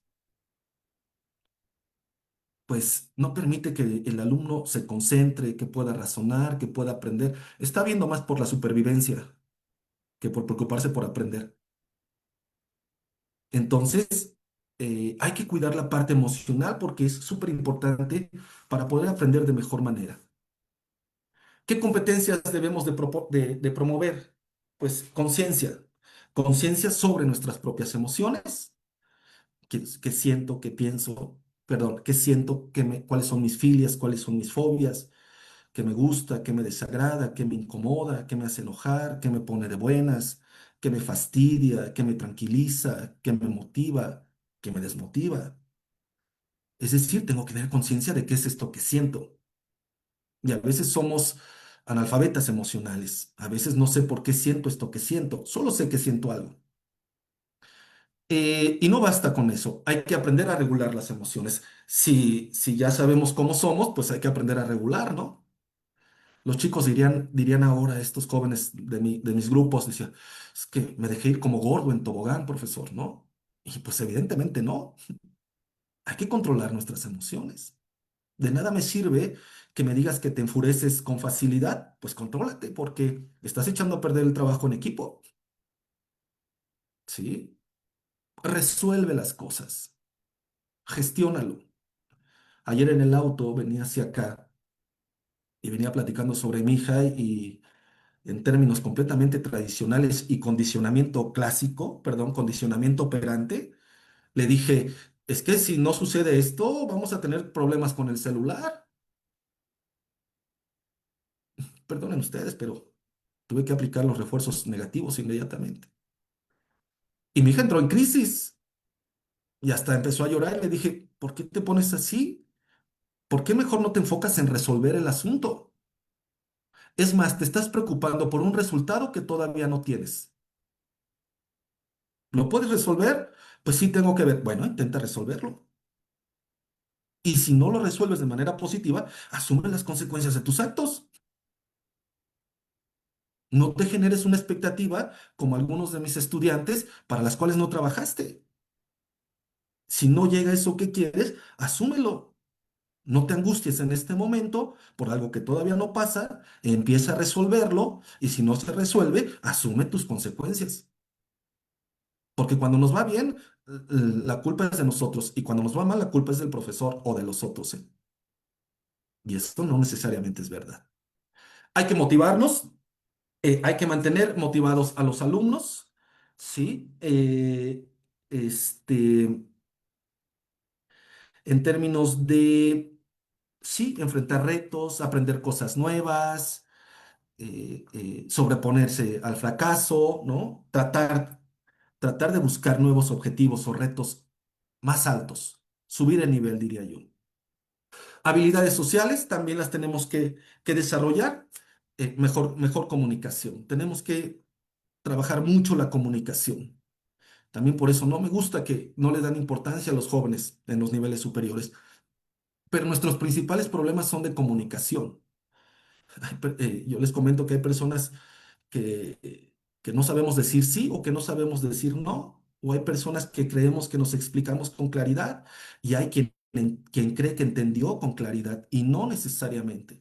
Entonces tenemos que trabajar las habilidades sociales de los alumnos y tiene que ver mucho con la comunicación y con esta capacidad de influir de manera positiva en los otros, ¿sí? Tener relaciones sanas, ¿sí? Y competencias para la vida, el bienestar, orientadas hacia la construcción de proyectos de vida, eh, ¿cómo diría yo? De vida mm, con sentido, con propósito. ¿Por qué quieres lo que quieres? ¿A dónde quieres llegar? ¿Sí? ¿Cuál es el camino que te gustaría recorrer? Que su vida tenga sentido. Es súper importante porque en las aulas a nivel superior a veces hay jóvenes sentados que no saben por qué están ahí o es que el papá no los mandó. Y entonces ahí también uno se encuentra con barreras académicas, porque en el fondo no quiero estar aquí, pero si uno les ayuda a encontrar el sentido a lo que están haciendo, el buscar un propósito de vida, ayudarles, las cosas fluyen completamente. El educador emocional, este concepto de bienestar, que ya lo manejé dentro del otro punto anterior previo, y la formación docente. No se puede dar lo que no se tiene. Y me quedó muy claro. Hace una semana tuvimos una plática en la radio. Estaba ahí la doctora Covadonga. Y una profesora, una doctora envió un comentario y dijo, muy bien dicho, dijo, no se puede dar lo que no se tiene. Y estoy completamente de acuerdo. El docente tiene que trabajar en sus propias habilidades socioemocionales. Y si antes dijimos que somos un modelo de referencia, con más razón, porque enseñamos con el ejemplo. Y es donde nos vamos a hacer ese referente para los alumnos. Y tenemos que trabajar. No, con ello no quiero decir en la formación docente que tomemos cursos solamente, sino que tenemos que trabajar en nosotros mismos. Uno no se convierte en un líder por tomar un curso de liderazgo. Uno no se convierte en una persona inteligente emocionalmente por tomar un curso. Hay que trabajar en nosotros. Y se trabaja en nuestra cotidianidad, sí con los alumnos, pero también con nuestro colega del trabajo, con la secretaria, con el directivo, con el otro profesor. Sí, tenemos que trabajar esas otras habilidades. En esta parte final, ¿cuáles son las habilidades, tomando como referente a Rafael Vizquerra? ¿Cuáles son las habilidades socioemocionales que tendríamos que trabajar, tanto de docentes como de estudiantes? Y uno es la conciencia emocional, se refiere un poco también a lo que ya he comentado. El docente tiene que propiciar un clima sano de grupo, ¿sí? Un clima, sí, sano, adecuado, pertinente para las condiciones. Hay que reconocer qué es lo que en él detonan esos factores de estrés para que los pueda trabajar, ¿sí? Identificar dentro de ese ambiente qué generan las tensiones o qué no propicia estas buenas dinámicas de grupo para poder influir de manera adecuada. Por otro lado, el estudiante, pues tenemos que ayudarlo a que reconozca sus propias emociones, eh, comprender, es decir, hace rato dije, una cosa es identificar o autoconocimiento, pero lo otro que viene es gestionar sus propias emociones, ¿no? Entender por qué siento esto que siento, ¿no? ¿Por qué estás angustiado? ¿Qué es lo que te está pasando? ¿No? Apenas hace el viernes pasado, no recuerdo si fue el viernes pasado o fue el lunes, y una chica me habló muy angustiada, me mandó un mensaje que si podíamos hablar, le dije que sí. Y empezó planteándome dudas que tienen que ver respecto a su desempeño académico, estas dudas que les compartí, no sé si sea capaz. Y terminamos conversando y la verdad es que el problema no es en términos académicos, lo que pasa es que la chica le acaban de romper el corazón. Y efectivamente, para mí, creo yo que el amor es más importante que cualquier contenido académico. Y efectivamente, pues lo que sucede es que está en una situación de crisis emocional, en este caso, ahí el amor no está resultando como debe de ser y esto se está viendo reflejado en su desempeño académico, ¿no? Y entonces hay que ayudarles a gestionar lo que tiene que ver con comprender e identificar esos aspectos que impactan en sus procesos de aprendizaje. Ya me adelanté un poco, tiene que ver con la regulación emocional, estas otras habilidades socioemocionales, ¿sí? Eh, modelar, siendo modelo de referencia, la calma, el entusiasmo, la buena vibra, la buena actitud, ¿sí? Mantener un ambiente de confianza. El alumno se tiene que sentir cómodo para poder participar, involucrarse, decir cosas, preguntar, ¿sí? Esto que ya mencioné antes, gestionar el contagio emocional de grupo, que la buena vibra se sienta. Cuando digo buena vibra, por favor, no quiero que se interprete como con esta de agárrense de las manos y ahora todos vamos juntos. No, sino que todos seamos conscientes de las circunstancias en que estamos atravesando, ¿no? A ver, hay momentos, chicos, ahora hay que concentrarnos, ahora hay que trabajar en esto, ahora necesito atención y enfoque. Luego habrá un momento para reírnos de algo, pero aquí hay que trabajar en esto. Chicos, vamos retrasados y hay que trabajar. Chicos, estamos perdiendo de vista el enfoque. Chicos, cuidado con cómo nos relacionamos. Chicos, se siente un mal ambiente, ¿vale? Y en ese sentido hay que ayudar al estudiante, eso, a controlar sus impulsos, manejar la presión académica, uff, súper importante. Sí, decía yo hace un momento que los jóvenes sufren el proceso de enseñanza y aprendizaje. Hay que ayudarlos a sopesar la presión académica, porque la presión no va a ser solo académica, va a ser también lo laboral también, y va a ser las relaciones con los otros. Entonces hay que ayudarlos a manejar la presión y hay que generar estrategias que a ellos les permitan manejar esta presión, organizar mejor sus tiempos, priorizarse, ¿ok? Aplazar la gratificación, tolerar la frustración ante la dificultad. Cuando salen del laboratorio y salen muy tristes, luego me dicen, "Ay, profe, nos salió todo mal". Y yo le dije, ah, ya sabías. Me dijo, no, profe, entonces, ¿no estás aprendiendo? Pues sí, entonces, ¿por qué te angustias cuando estás aprendiendo? Aquí, por supuesto, estoy hablando del error como parte del proceso de aprendizaje, ¿no? Entonces, relájate, trabaja la frustración y dale. Autonomía emocional, que tiene que ver con la motivación. El docente hay que mantenerse motivado, con buena actitud, aunque las circunstancias no son las mejores. Sí, hay que seguir señalando lo que está mal, pero ahí no hay que cobrarle la factura, en mi opinión, a los estudiantes. ¿Ok?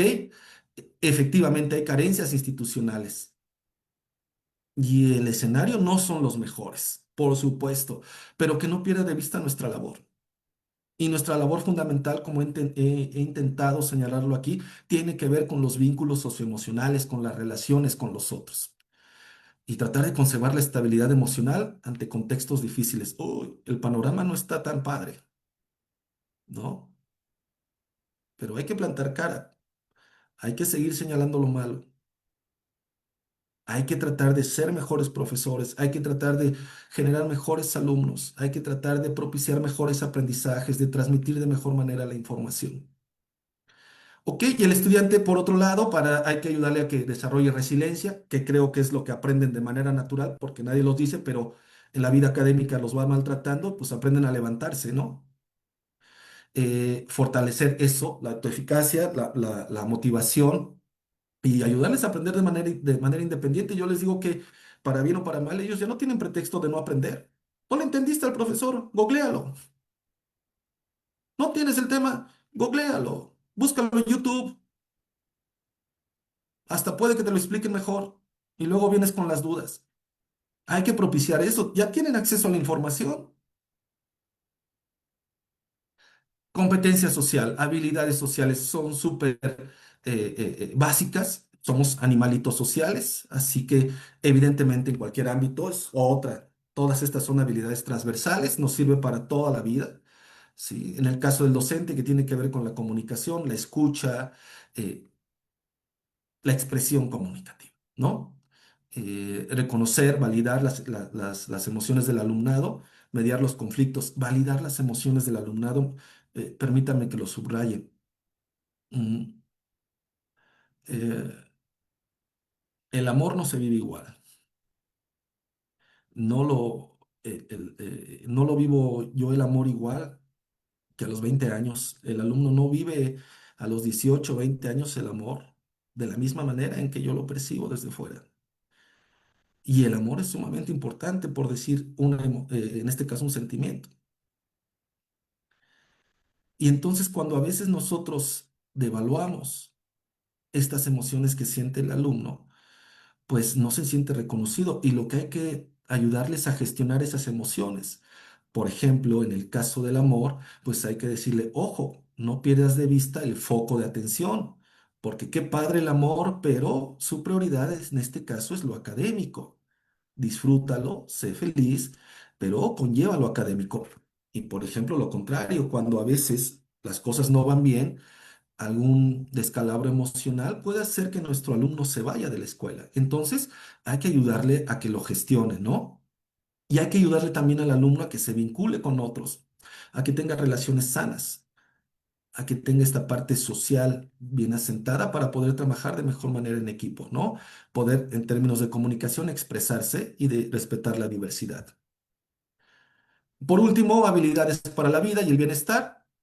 diseñar nosotros experiencias con sentido humano que les haga reflexionar, ¿sí?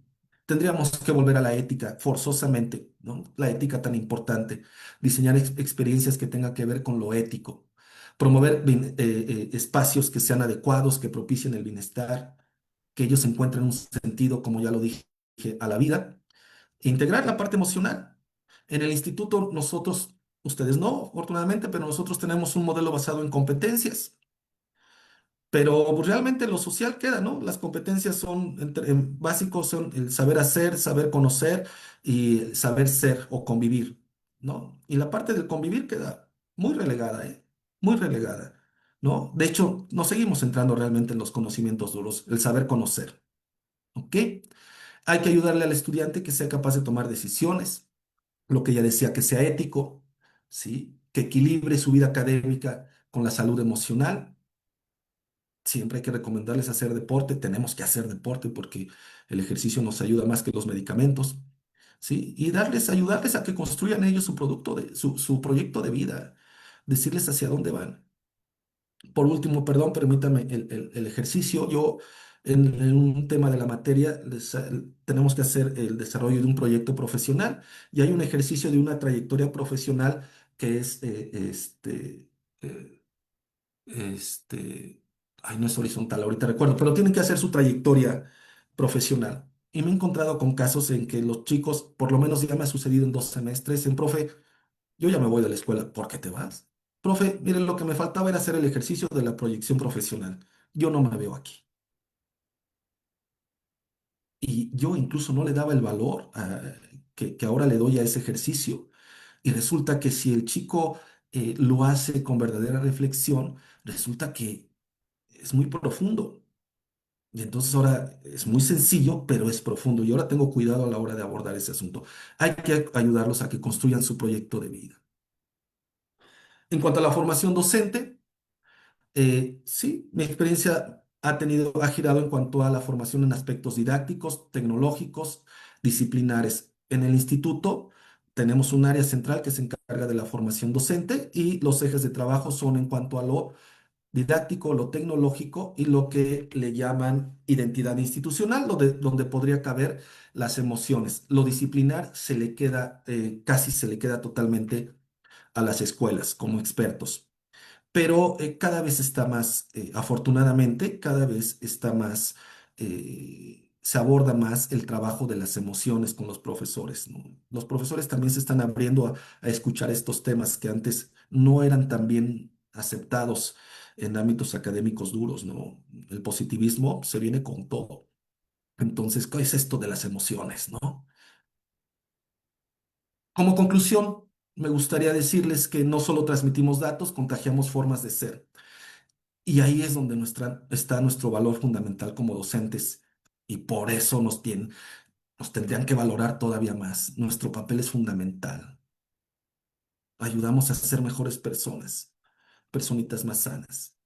No solo en términos de conocimientos, mejores seres humanos. No solo seres con más información, mejores personas. Yo aquí le puse el lado A de la práctica docente. Algunos de ustedes seguramente les tocaron los acetatos. Y en los acetatos, en el lado A, siempre venían los éxitos musicales. Y en el lado B venían los que no sonaban tan padre, ¿no? Yo creo que la parte socioemocional se ha pasado al lado B, se ha dejado en el lado B del desarrollo docente. Y a mí me parece que no se tiene que dejar en el lado B. El lado A de la práctica docente tiene que ver con las habilidades socioemocionales, porque ya lo dije, el aprendizaje es un acto social y nosotros somos modelo de referencia. Me gustaría dejarles como pregunta es, ¿cuál es la huella emocional que quieren dejar eh, en el ambiente de aprendizaje de sus estudiantes? ¿Cómo los van a recordar sus alumnos? Muchas gracias por su atención. Doctor Manuel, muchas gracias. Muy bien, muchas gracias, maestro Oscar. Me da mucho gusto haberlo escuchado. He estado escuchándolo con mucha atención también, y pues se hacen muchas preguntas al respecto, yo tendría muchas, pero vamos a ver qué nos dicen en la transmisión original. En la transmisión original, de esta sesión, donde hoy tenemos 1206 vistas. Tenemos 1206 vistas, generalmente sí nos ve la gente, y aquí en el panel original, este, hay, hay, hay preguntas. Voy a mover un poquito mi, mi pantalla para poder verla. Muchas emociones, corazoncitos, dedos arriba, hay muchas emociones. Este, voy a tomarlas aquí. Dice muchas felicidades. Cuando las buenas ideas se comparten, estas se afianzan y magnifican.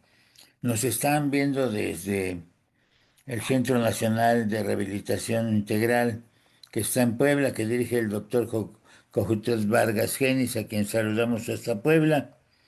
Y por ahí felicitaciones para usted. Qué gusto verlo, dice Mar Sanlo. Y Toti Lavana dice, exacto, entrar al aula es como entrar a escena, muchas veces con el corazón roto, pero con una gran sonrisa y el ánimo a mil. Y yo recordaría que entrar al salón es como entrar al estadio. No es lo mismo jugar en la ciudad deportiva que en el Estadio Azteca, ¿sí? Y las condiciones cambian también. Pero a mí la primera situación que me viene antes de revisar lo demás es, efectivamente, es deseable tener maestros así, pero para que pueda cambiar esto, el primero que tengo que cambiar soy yo. Si yo no cambio, no puede cambiar nada. ¿Cómo ve usted? En tanto voy buscando aquí algunos datos, por favor. Adelante. De acuerdo, doctor, completamente. Incluso lo señalaba, uno no puede dar lo que no tiene. Y entonces uno tiene que empezar por sí mismo, ¿no? Pero saben además otra cosa. Es súper complejo cambiar una actitud, un comportamiento, ¿no? ¿Cuántos de nosotros no hemos querido ya cambiar en algún aspecto, pero es complejo trabajarlo, es complejo iniciar un cambio, ¿no? Pero pues tenemos que empezar con el reconocimiento, doctor, ¿no? ¿Qué de mí tengo que trabajar? ¿Qué aspectos tengo que mejorar de mi persona? eh, de mí como persona para mi desarrollo personal, pero que también impactan en mi desarrollo profesional. ¿Qué me viene bien a mí, pero que también le viene a mi práctica? Por eso a mí me gusta resaltar que la práctica docente es una práctica humana. Y ahí está la fuerza de nosotros, ¿sí? Eh, por eso dije hace un momento, ¿cuántos de nosotros no tuvimos algún profesor que no estudió nada de docencia? No estoy diciendo que no se tenga que estudiar, ¿eh? Sí tenemos que capacitarnos y prepararnos. Y mucho, ¿sí? ¿Verdad, doctor Rogelio? Que tenemos que estudiar mucho. Eh, pero sin duda, aquellos que recordamos y que no a lo mejor no estudiaron y que tuvieron esa capacidad, tiene que ver con su calidad de humano, por la excelente persona que era, ¿no? Entonces, sí, doctor, completamente de acuerdo. Hay que empezar con uno mismo y es la labor más difícil. Y aquí yo creo que también la reserva de lo que digan acá ahorita en el chat de aquí, yo creo que sí es importante la atención. La atención es como la solución. El que atiende aprende, el que aprende conoce, el que conoce sabe, el que sabe puede, el que puede es capaz, el que es capaz lo logra todo, ¿sí?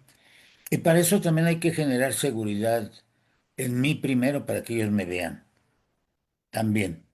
Si en mí no ven, usted decía, si hablando de la contratación de alguien, en el ejemplo que ponía, si lo ve con los hombros caídos, pues no lo contrata, ¿no? Y que generalmente en su idea, en la vida, la parte académica no funcionaría tanto como la parte de la seguridad emocional, ¿sí? Esta parte es muy importante porque, salvo lo que digan acá los compañeros también y lo que voy a ir leyendo ahorita, este, el modelo de competencias, por ejemplo, que sigue todavía en el mundo, que es un modelo laboral, lo tratan de colocar en educación, pero este modelo laboral nunca nos dijo cómo llegarle al ser, ¿sí? Ni en Perrenot lo encontré cómo hablarle al ser. Yo trabajo con niños. Bueno, ya ahorita ya no trabajo con niños, pero en mi ejemplo yo trabajo con niños, ¿sí? Entonces, ¿cómo le hablo al ser del niño? O sea, ¿cómo hago ser con el niño?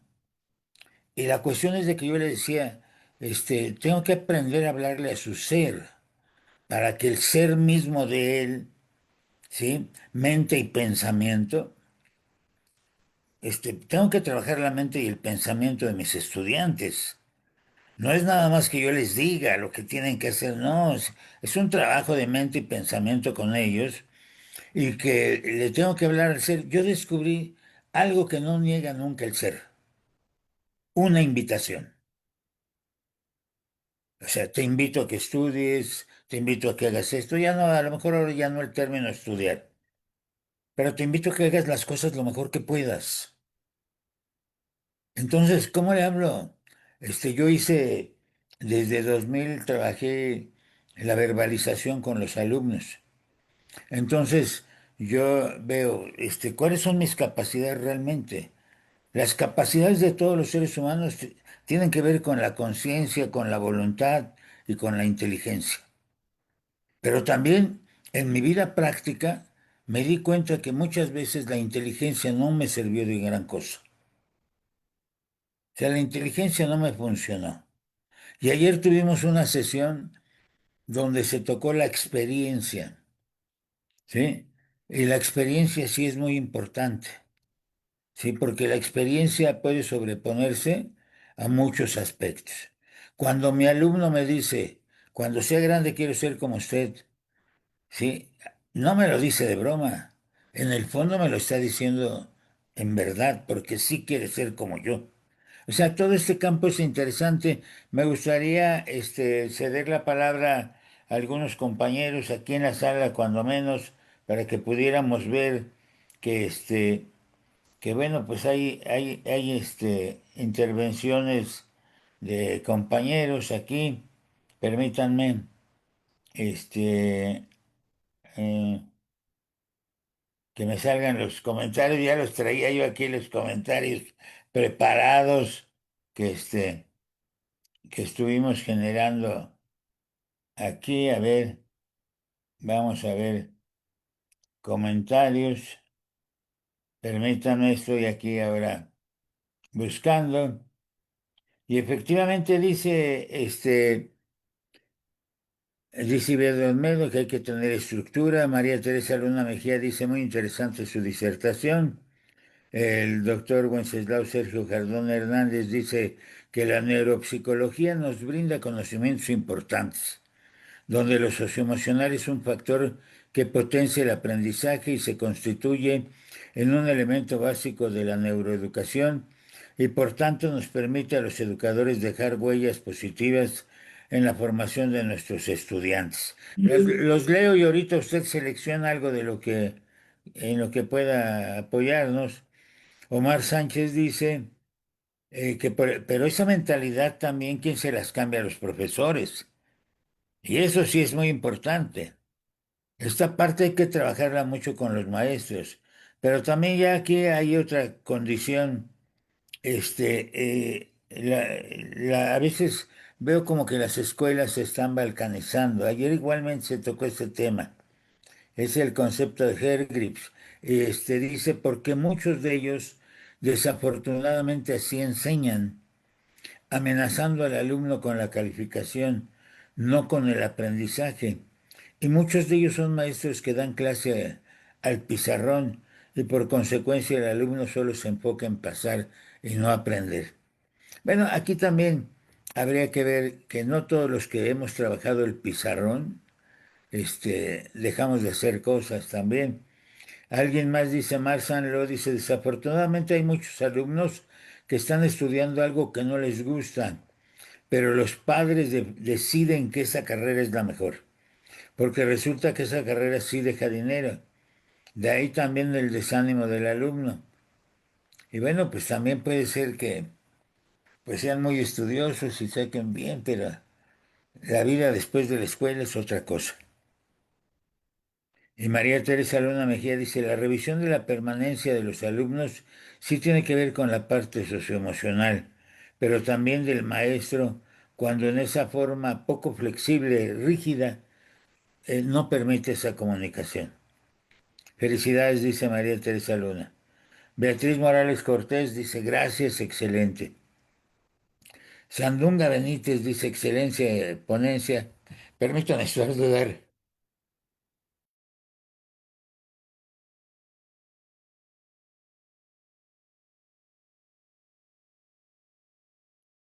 Perdón. Dice, excelente ponencia, muy motivadora para continuar en nuestro trabajo personal, para mejorar mi labor docente. A mí también me pareció interesante, por supuesto. Hay puntos interesantes. Bueno, estos algunos de los comentarios. Y ¿qué nos puede comentar? Y si hay alguna pregunta aquí de los compañeros que están en la sala, pues también sería agradable conocerla. Qué bien Adelante, maestro Oscar Sánchez. qué bien que le resultó interesante, doctor, que es un tema que hay que traer a la mesa y que es súper complejo. Yo ahorita lo que estoy dando, mi humilde opinión y pinceladas, ¿no? Respecto de lo que creo que por dónde está el asunto de las habilidades socioemocionales. Y personalmente me gusta mucho abordarlo o darle el papel, la relevancia al docente. Dos cosas, reformulo. Quiero situar a las habilidades socioemocionales al mismo nivel que las parte de los conocimientos o la parte cognitiva. No estoy diciendo que sean más importantes que la parte cognitiva, pero sí colocarlos al mismo nivel, porque en mi opinión no se les ha dado la importancia y la relevancia a estas otras habilidades que, como ya lo dije, son factor de éxito. Entonces, hay que replantear cómo abordamos las habilidades socioemocionales y centrarlo. Y de ahí también parto de colocar al profesor como este modelo de referencia. Y entonces, en ese sentido, nosotros tenemos que ser personas sanas, porque somos un modelo de referencia. Y como usted ya lo dijo, doctor, ¿y cómo le hago para cambiar algo? Ahí está complejo. ¿Cómo le hago para ser una persona sana?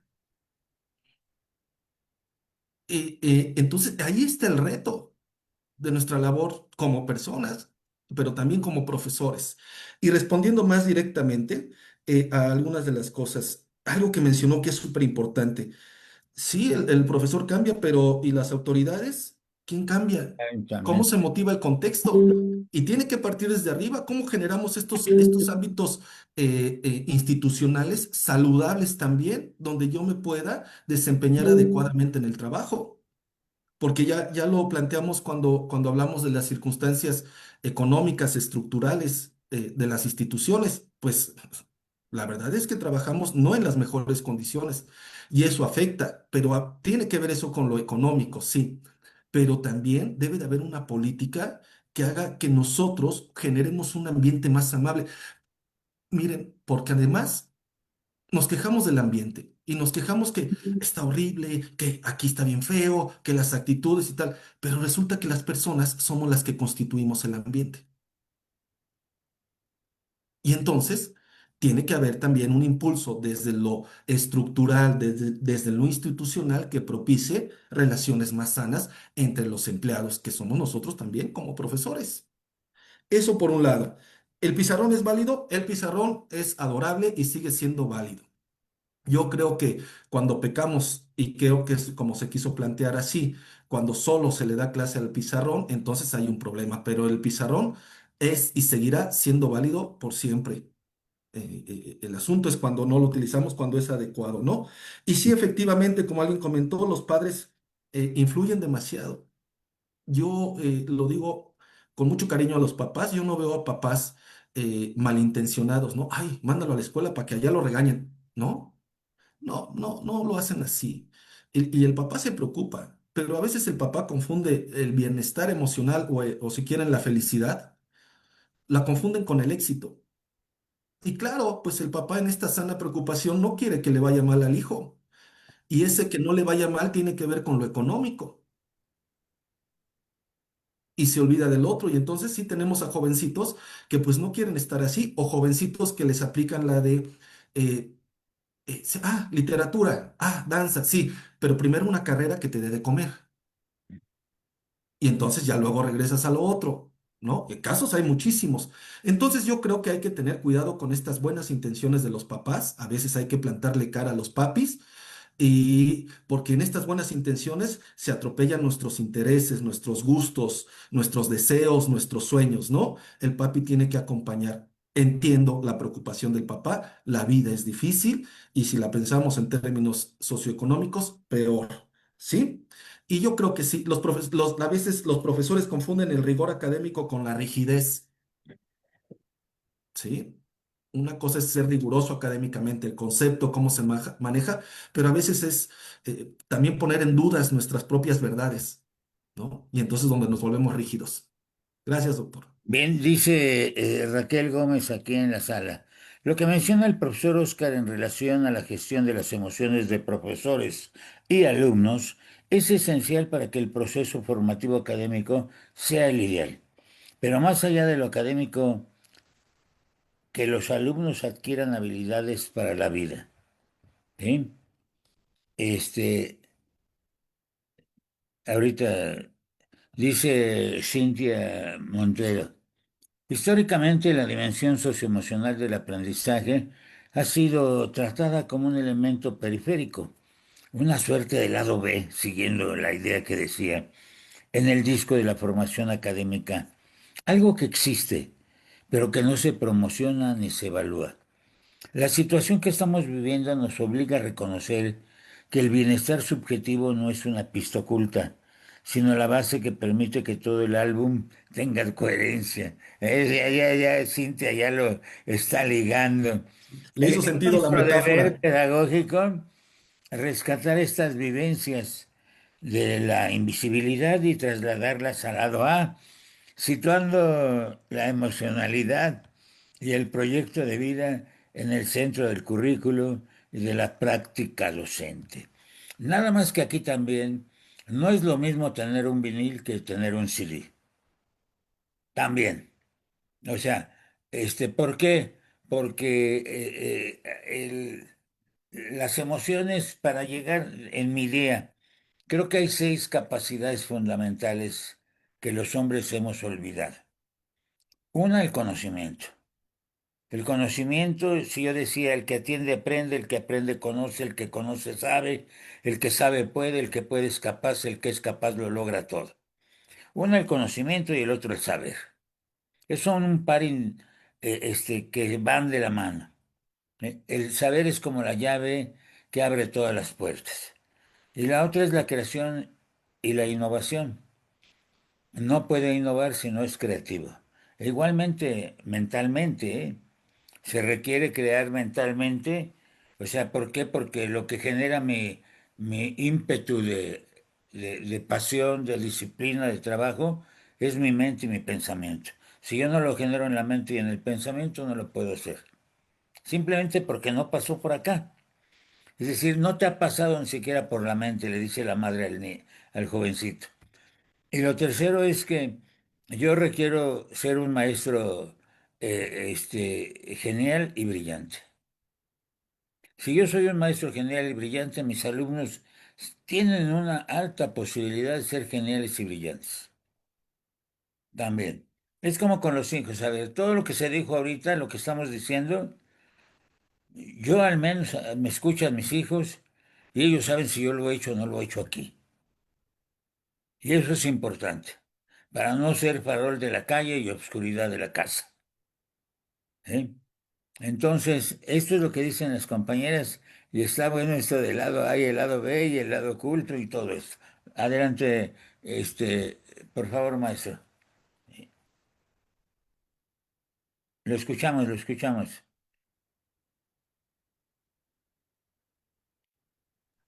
Perdón, no, Ahí no, está, ahí no, no había está. captado. Sí, gracias.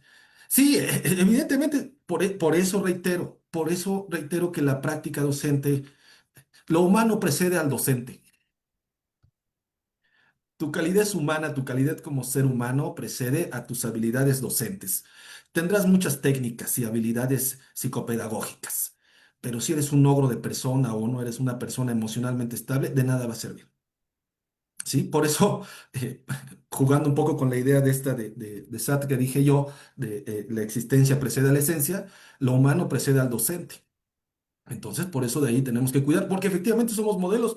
Ahorita me acaba de recordar, doctor Manuel, que hace unos días, como somos referentes, perdón, pero hace unos días estaba viendo una serie con mi hija de medicina. Le dije a mi hija, ¿por qué no estudias medicina? Mi hija no va a ir para medicina, tiene 13 años, y me dijo no, inmediatamente dijo, no, no, no, yo medicina no, no voy para allá. Le digo, pero, y aproveché y comentamos un poco. Las respuestas que me dio hacia dónde fueron tiene que ver con la psicología. Evidentemente estoy siendo, aunque ella no lo sabe todavía, estoy siendo su modelo de referencia.